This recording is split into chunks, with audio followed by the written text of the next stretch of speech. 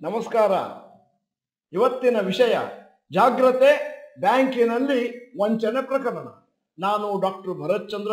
ವಿಡಿಯೋಗಳ ಉದ್ದೇಶ ಕನ್ನಡಿಗರ ಫೈನಾನ್ಷಿಯಲ್ ಎಜುಕೇಶನ್.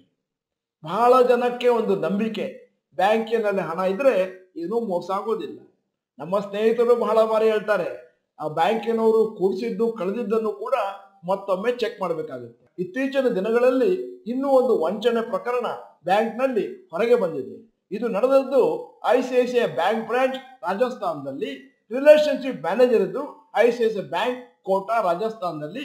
ಅವರು ಕಸ್ಟಮರ್ಸ್ಗೆ, ಗ್ರಾಹಕರಿಗೆ 4.58 crores ಮೋಸ ಮಾಡಿದ್ದಾರೆ ಮತ್ತು ಹಣವನ್ನು ಷೇರು ಮಾರುಕಟ್ಟೆಯಲ್ಲಿ ಇನ್ವೆಸ್ಟ್ ಮಾಡಿದ್ದಾರೆ, ಕಳ್ಕೊಂಡಿದ್ದಾರೆ.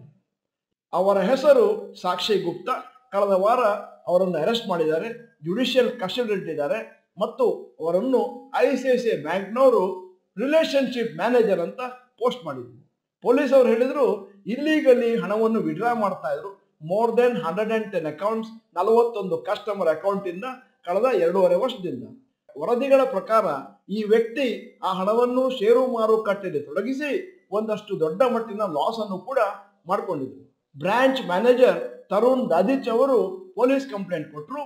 ಫೆಬ್ರವರಿ 18ರಂದು 4.58 ಕೋಟಿ ಸ್ವಿಂಡಲ್ ಆಗಿದೆ, ಸೈಫನಿಂಗ್ ಆಗಿದೆ ಅಂತ. ಆ ಕಂಪ್ಲೇಂಟ್ ಮೇಲೆ ಸಾಕ್ಷಿ ಗುಪ್ತಾ ಅವರನ್ನು ಅರೆಸ್ಟ್ ಮಾಡಿದ್ದಾರೆ ಮೇ 31 ಮತ್ತು ಈ ಮೋಸ ನಡೆದದ್ದು 2020ರಿಂದ 2023 ಅವಧಿಯಲ್ಲಿ. ಬ್ಯಾಂಕಿನ ರಿಲೇಶನ್ಶಿಪ್ ಮ್ಯಾನೇಜರ್ ಸಾಕ್ಷಿ ಗುಪ್ತಾ ಅವರು ಹೇಗೆ ಈ ವಂಚನೆಯನ್ನು ಮಾಡಿದ್ರು ಅಂತ ಒಂದಷ್ಟು ಮೋಡಸ್ ಆಪರೆಂಡಿ ನಿಮ್ಮ ಮುಂದೆ ಡೀಟೇಲ್ ಆಗಿ ಇಡ್ತಾ ಇದ್ದಾನೆ. ಯಾಕಂದ್ರೆ ಎಲ್ಲರೂ ಕೂಡ ಇದರ ಬಗ್ಗೆ ಗಮನ ಹರಿಸಬೇಕು, ಸ್ಪೆಷಲಿ ಸೀನಿಯರ್ ಸಿಟಿಸನ್ಸ್. ಅವ್ರೇನ್ ಮಾಡಿದ್ರು ಅಂತಂದ್ರೆ, ಈ ಬ್ಯಾಂಕಿಗೆ ಅಕೌಂಟಿಗೆ ರಿಲೇಟೆಡ್ ಮೊಬೈಲ್ ನಂಬರ್ನ ಚೇಂಜ್ ಮಾಡಿದ್ರು ಅವರ ರಿಲೇಟಿವ್ಸ್ ನಂಬರ್ಗೆ.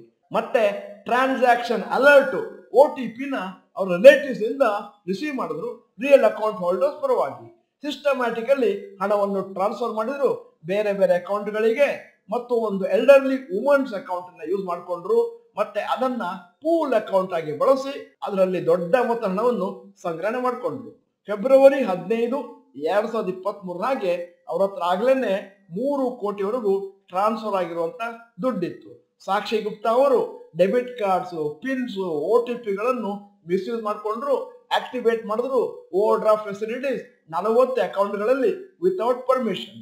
ಆಮೇಲೆ ಪ್ರಿಮೇಚೂರ್ ಆಗಿ ಫಿಕ್ಸ್ಡ್ ಡಿಪಾಸಿಟ್ ಕ್ಲೋಸ್ ಮಾಡಿದ್ರು 31 ಕಸ್ಟಮರ್ಸ್. Finally 1.34 crore. ಅದು ಅಲ್ಲದೆ ತಾವು ಪರ್ಸನಲ್ ಲೋನ್ 3.40 lakh ಅನ್ನು ಕೂಡ ಬ್ಯಾಂಕಿನಿಂದ ಪಡೆದ್ರು. ಈ ಎಲ್ಲ ಟ್ರಾನ್ಸಾಕ್ಷನ್ ನಡೆದದ್ದು ವೇರಿಯಸ್ ಡಿಜಿಟಲ್ ಬ್ಯಾಂಕಿಂಗ್ ಪ್ಲಾಟ್ಫಾರ್ಮ್ಸ್ ಮತ್ತೆ 4 customers debit cards using ATM internet banking. ಈ ರೀತಿ ವಂಚನೆಯಿಂದ ಸಂಗ್ರಹಣೆ ಮಾಡಿದಂತ ಹಣವನ್ನು ಅವರು ಡಿಮೆಟ್ ಅಕೌಂಟಿಗೆ ಟ್ರಾನ್ಸ್ಫರ್ ಮಾಡಿದ್ರು. ICICI ಬ್ಯಾಂಕ್ನವರು ಹೇಳಿದ್ದಾರೆ ಅವರ ಸ್ಟೇಟ್ಮೆಂಟ್ ಅಲ್ಲಿ, ನಾವು ನಮ್ಮ ಕಸ್ಟಮರ್ಸ್ಗೆ ಲಾಸ್ ಆಗ್ಲಿಕ್ಕೆ ಬಿಡೋದಿಲ್ಲ, ಆ ಎಂಪ್ಲಾಯಿ ಅಕೌಂಟ್ ಇಂದ ಎಲ್ಲವನ್ನು ಕಲೆಕ್ಟ್ ಮಾಡಿ ನಿಮ್ಮ ಹಣವನ್ನು ನಿಮಗೆ ವಾಪಸ್ ಕೊಡ್ತೇವೆ. ಈ ಸಂದರ್ಭದಲ್ಲಿ ನೀವು ನನಗೆ ಕೇಳಬಹುದಾದಂತ ಪ್ರಶ್ನೆ ಏನು ಅಂತಂದ್ರೆ, ಈ ತರದ ಬ್ಯಾಂಕಿನ ವಂಚನೆ ಪ್ರಕರಣಗಳಲ್ಲಿ ನಮಗೇನು ತೊಂದರೆ ಆಗಬಾರ್ದು ಅಂತಂದ್ರೆ ಏನೇನು ಪ್ರಿಕಾಷನ್ಸ್ ತಗೊಳ್ಬೇಕು. ಮೊದಲನೇದಾಗಿ, ನಿಮ್ಮ ಅಕೌಂಟ್ ಅನ್ನ ರೆಗ್ಯುಲರ್ ಆಗಿ ಅಟ್ಲೀಸ್ಟ್ 1 ತಿಂಗಳಿಗೊಮ್ಮೆ ಚೆಕ್ ಮಾಡ್ತಾ ಹೋಗಿ.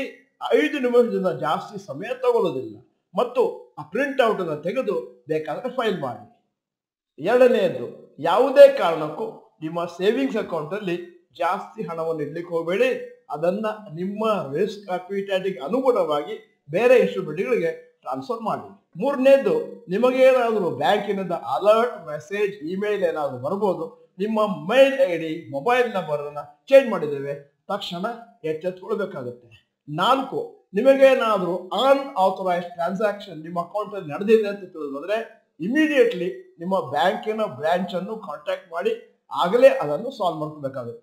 5ನೇದು, ನೀವೇನಾದ್ರೂ ಸೀನಿಯರ್ ಸಿಟಿಸನ್ ಆಗಿದ್ರೆ ಅಥವಾ ನಿಮ್ಮ ಪೇರೆಂಟ್ಸ್ ಏನಾದ್ರೂ ಸೀನಿಯರ್ ಸಿಟಿಸನ್ ಆಗಿದ್ರೆ ಅವರಿಗೆ ಸರಿಯಾದಂತ ಎಜುಕೇಶನ್ ಕೊಡಿ ಮತ್ತು ಮುಂದಿನ ದಿನಗಳಲ್ಲಿ ಇಂತಹ ವಂಚನೆಗಳಿಂದ ಆದಷ್ಟು ದೂರ ಇಟ್ಟಿರಿ.